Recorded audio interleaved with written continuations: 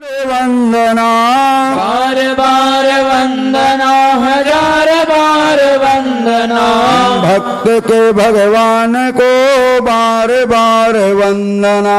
भक्त के भगवान को बार बार वंदना। बोलिए भक्तवत्सल भगवान की जय हो। कृत्वा दैत्यवधं कृष्ण सरामोऽसो यदुभृता भूवतार जद भारं जनवीष्टम जनयन कलिम।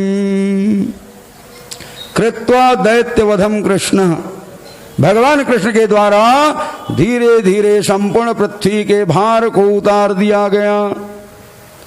जरासंध के द्वारा 23 क्षौणी सेना 17 बार भगवान ने समाप्त किया। शाल नरेश, विदुरथ, दंत वक्र, काशी नरेश, इन राजाओं के द्वारा जितने दुष्ट राजा हैं सबको समाप्त किए। और जो बचे खुचे रह गए थे वो सबको इकट्ठा कहाँ किया? महाभारत के संग्राम में। भगवान ने देखा कि अब संपूर्ण पृथ्वी का भार उतार दिया गया है। तो जानते हो व्यक्तिगत अभी तक सम्मान जब तक उनका कार्य चलते रहे, और जहां कार्य पूर्ण हो गए ना तो प्राणी को चाहिए स्थान को त्याग दें, क्योंकि कार्य नहीं रहने पर फिर वहां सम्मान रहने वाला नहीं है। भगवान ने विचार किया मेरा कार्य पूर्ण हो चुका है, इस धराधाम को छोड़कर अब मुझे परम धाम जाना आवश्यक है। लेकिन जाने से पहले जितना परिवार को बढ़ा दिया हूं, भगवान ने कहा इसको भी लेके जाना बहुत जरूरी है। क्योंकि जानते हो जिनके पास 3 चीज बढ़ जाता है वो आगे चल करके अधर्म अत्याचारी हो जाते हैं, धन, जन और बल। जिसके पास धन अधिक हो जाए तो द्वारिका में धन का कोई कमी है नहीं, जिसके पास बल अधिक हो जाए तो द्वारिका में बल का भी कोई कमी नहीं है, और जिनके पास जन अधिक हो जाए परिवार तो द्वारिका में जन का भी कोई कमी है ही नहीं। क्योंकि जानते हो अकेले भगवान का परिवार कितना है जी? 16,108 तो भगवान की रानियां हैं। अब एक एक रानियों गर्भ से कितने संतान जन्म लिए हैं? 11 संतान को भगवान ने जन्म दिया था। एक एक कन्या और 10 पुत्र हुए थे कि एक एक यदुनाथ के नारी न जाए पुत्र, एक एक कन्या लक्ष्मी 10 पुत्र सुपुत्र। तो भगवान के कन्या की संख्या कितना हो गया था? जितनी रानियां थी। कितनी कन्याएं हैं? 16,108 तो खाली बेटी हो गए थे। और बेटा कितने हुए जी? कितने हो गए? गुणा भाग लगाना पड़ जाएगा, है कि नहीं?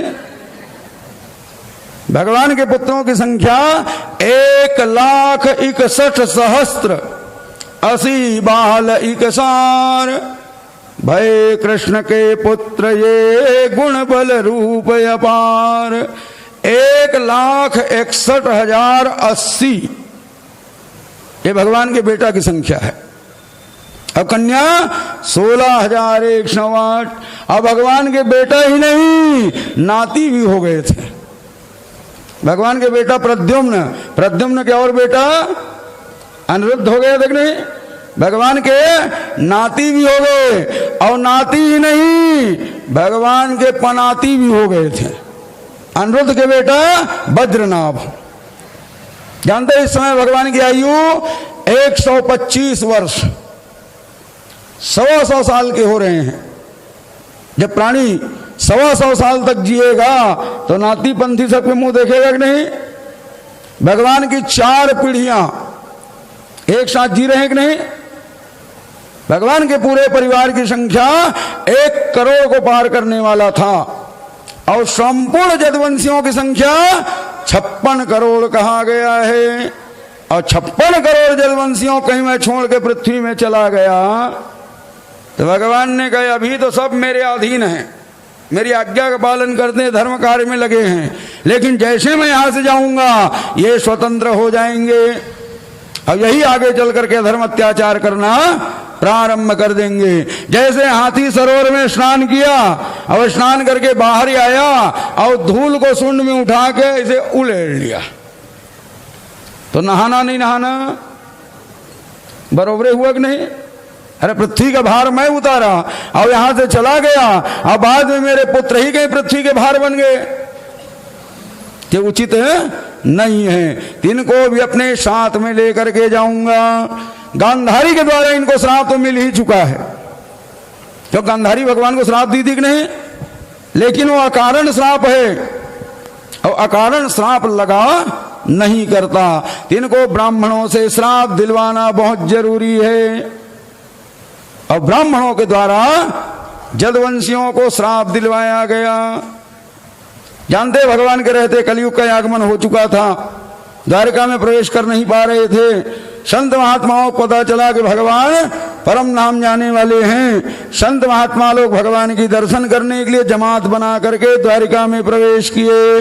अब महात्माओं कोई जांच पड़ताल तो होगा नहीं, ऐसा मानकर कलयुग भी इनके साथ ही साथ द्वारिका में प्रवेश कर गया। संत महात्मा भगवान से आशीर्वाद लेकर पिंडारक क्षेत्र में निवास करने लगे, और वहीं पर निवास हो गया कलयुग का। घूमते घूमते भगवान के पुत्र उधर जा रहे थे, कलयुग को मौका मिला, समाहित हो गए इनके सिर में। अब इनको हंसी ठटोली सूझ गया, महात्माओं की परीक्षा लेने के लिए आगे बढ़े। भगवान के पुत्र सांब को साड़ी पहना दिया गया और नारी बनाकर सामने प्रस्तुत किए दुर्वासा महात्मा के। बताइए इनके घर में कन्या है कि पुत्र है? जानते दुर्वासा महात्मा अपने क्रोध को संभालने वाला नहीं है, आवेश में आकर के श्राप दे दिया, न कन्या होगी न पुत्र होगा, क्या भयानक मूसल जो तुम्हारा काल बनेगा। घबरा करके मूसल को लेकर भगवान के चरणों में पहुंचे। भगवान ने कहा, पुत्रों तुम लोग बहुत बड़ी गलती किए हो, ब्राह्मण का श्राप कभी व्यर्थ जाने वाला नहीं है, लेकिन अपने प्राण की रक्षा करना हर प्राणी कर्तव्य है। ना रहे बांस ना बजे मूसल ही नहीं होगा तो कहां तुम्हारा काल होगा, चूरा चूर कर डालो। अब 1 करोड़ पुत्र एक मूसल को लेकर समुद्र में जा घिसना शुरू किए तो कितना देर लगे घिसने में? संपूर्ण मूसल को चूरा चूर करके पानी में बहा दिए। अंत में एक छोटा सा कण बच गया, घिसने के कारण इतना तेज धार हो गया था, पकड़ते नहीं बन रहा था। इतना सा कण क्या बिगाड़ लेगा, उसको छोड़ दिया गया समुद्र में। एक मछली उसे निगल गई, जरा नाम का व्याध उस मछली को पकड़े, पेट को फाड़े। अब एक कण निकला मछली के पेट से, इसे व्याधा अपने बाण के अग्रभाग में लगा लिया। किसके लिए? भगवान श्याम सुंदर के लिए, है कि नहीं? और जितने भी कण मूसल का चूर चूर होकर के बहा था, भला बताओ लोहे से कोई पौधा उत्पन्न हो सकता है जी? लेकिन ब्राह्मण का श्राप अमोघ होता है कि नहीं? वो लोहे के चूर्ण से एक घास उग आया जिसका नाम एर का घास हुआ। अकालांतर में इसी के द्वारा संपूर्ण जदवंशियों का विनाश हुआ कि नहीं? भगवान ने देखा कि चारों तरफ अत्याचार बढ़ने में लगा हुआ, कलयुग की छाया पड़ रही। भगवान ने कहा, देखो हमारे पुत्रों, तुम लोग ब्राह्मण के प्रति अपराध किए हो,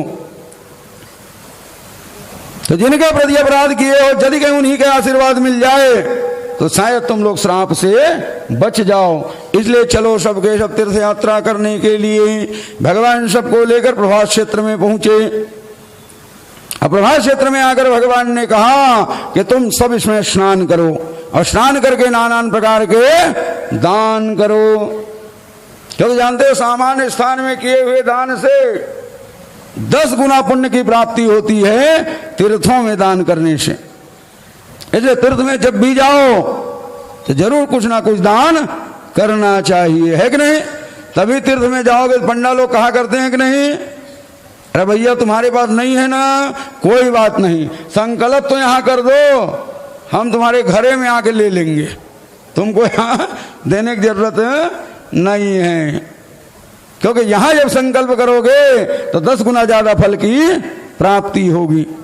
सामान्य स्थान में किए हुए दान से 10 गुना ज्यादा फल मिलता है तीर्थ में दान करने से, और तीर्थों में दान करने से जो फल मिलता है उससे भी 10 गुना ज्यादा फल कहाँ मिलता है? भगवान के कथा स्थल पर दान करने से। क्योंकि जानते हो एक तीर्थ में खड़े होकर एक ही बार दान कर सकते हो, संपूर्ण तीर्थों में एक साथ खड़े आप नहीं हो सकते। लेकिन कथा स्थल में जब खड़े होगे ना तो संपूर्ण तीर्थों में खड़े होने का पुण्य मिलता है। क्योंकि जहां भगवान की कथा चलती है वहां संपूर्ण तीर्थों का वास कहा गया। यत्रैव गंगा जमुना च तत्र गोदावरी सिंधु सरस्वती सर्वाणि तीर्थानि वसन्ति यत्र यत्रच्युतो द्वार कथा प्रसंगा। जहां भगवान की कथा होती है संपूर्ण तीर्थों का निवास। तो संपूर्ण तीर्थ में एक साथ खड़े होकर दान करने का पुण्य प्राप्त कहां होगा? भगवान के कथा स्थल पर दान करने से। दान की बड़ी महिमा है कि नहीं? जिनके प्रति अपराध किए यदि दान से उनको संतुष्ट कर दिए और वही कहीं आशीर्वाद दे दिया तो श्राप का कोई असर रहने वाला नहीं है। ऐसे विचार करके भगवान के पुत्र लोग नाना प्रकार के दान किए। ब्राह्मणों ने आशीर्वचन दिया। ब्राह्मणों के श्राप से जदवंशी बच गए। जैसे जदवंशियों को पता चला कि अब तो हम श्राप से निवृत्त हो गए हैं तो प्रसन्नता मनाना प्रारंभ कर दिए। और प्रसन्नता मनाते हुए मदिरा पान करना प्रारंभ कर दिए। देखो जदवंशी श्राप से बच गए लेकिन शराब से बच नहीं पाए। तभी कहा जाता है कि प्राणी को कभी भी इधर अपने मन को लगाना नहीं चाहिए। क्या नाम है इसका? शराब। शराब माने सड़ा हुआ रब, रब माने पानी। कौन सा पानी है? सड़ा हुआ पानी। देखो प्रत्येक सनातन धर्मियों के घर में पवित्र जल होता है। सबके घर में होता है कि नहीं? लेकिन क्या कभी उसको पीने का विचार करते हो जी? वो पता नहीं किस कोने में ऐसे टांग दिए रहते है कि नहीं? वो कब याद आता है जी? जब कोई मरने लगे, अरे लाओ लाओ लाओ, कहाँ है वो गंगा जल? निकालो निकालो। अरे वहां पर रखे हुए थे। वो दौड़ के अपने घरों में नहीं मिलेगा, मांगना पड़ जाता है कि नहीं? तो क्या वो मरने वाले को गंगा जल की जरूरत है जी? क्या आपको गंगा जल की जरूरत नहीं है? आप भी पी सकते हो कि नहीं? कि नहीं, उधर तुम्हारा ध्यान जाने वाला। कितना पवित्र जल घर में रखा हुआ लेकिन कभी उसको हाथ लगाते नहीं हो। और वो सड़े हुए पानी को रुपया दे दे खरीद खरीद करके पीते हो। क्या अच्छी बात है? कभी भी अपना मन उधर लगाना नहीं चाहिए। जानते हो जो प्राणी मदिरा का सेवन कर लेता है वो प्राणी को ज्ञान नहीं होता कि क्या बोलता हूं क्या नहीं बोलता, कौन बड़े हैं कौन छोटे हैं, इसका कोई आभास रहने वाला नहीं है। क्रोध का संचार होता है कि नहीं? क्योंकि मदिरा में वास किसका? क्रोध का वास कहा गया है। अब तो भगवान के पुत्र लोग मधुमेह एक नाम के मदिरा का सेवन करना प्रारंभ कर दिए। और मदिरा सेवन करते करते वार्तालाप चली और बातचीत शराबी का कब वाद विवाद में बदल जाए, अब वाद विवाद कब डंडावाद में बदल जाए का कोई ठिकाना नहीं है। अब तो भगवान के पुत्र स्वयं अपने हाथ में हथियार लेकर आमने सामने खड़े हो गए। प्रद्युम्न अनिरुद्ध सांब सात्यकी, कोई दूसरा नहीं है, सब भगवान के पुत्र हैं और परस्पर एक दूसरे के सामने हाथ में हथियार लेकर के युद्ध करने के लिए आगे बढ़े। भगवान ने देखा कि भाई आपस में लड़ रहे। कृष्ण भगवान मध्य में आए, क्या कर रहे हो? लेकिन ऐसे नशा में झूम रहे थे कि भगवान पर प्रहार करना प्रारंभ कर दिए। अब तो भगवान कृष्ण बलराम भी अपने हथियार को उठाए, युद्ध करते हुए संपूर्ण अस्त्र शस्त्र को नष्ट कर दिए। नशा में झूम रहे हैं, हथियार नहीं रहेगा तो लड़ेंगे भिड़ेंगे लेकिन बाद में शांत हो जाएंगे। लेकिन भरा हुआ था क्रोध, हाथ में हथियार था नहीं। समुद्र किनारे एर का घास बड़ा मजबूत उसी को उठाए, एक दूसरे पर प्रहार करना प्रारंभ किए और ब्राह्मण के श्राप के कारण वो घास का पौधा तलवार का काम करना प्रारंभ कर दिया। और युद्ध करते करते जदवंशी एक मुहूर्त के भीतर समूलम च विनश्यति। वो जदवंशी जिनकी वो टेढ़ी नजर करने का साहस तीनों लोक में कोई नहीं कर सकते थे,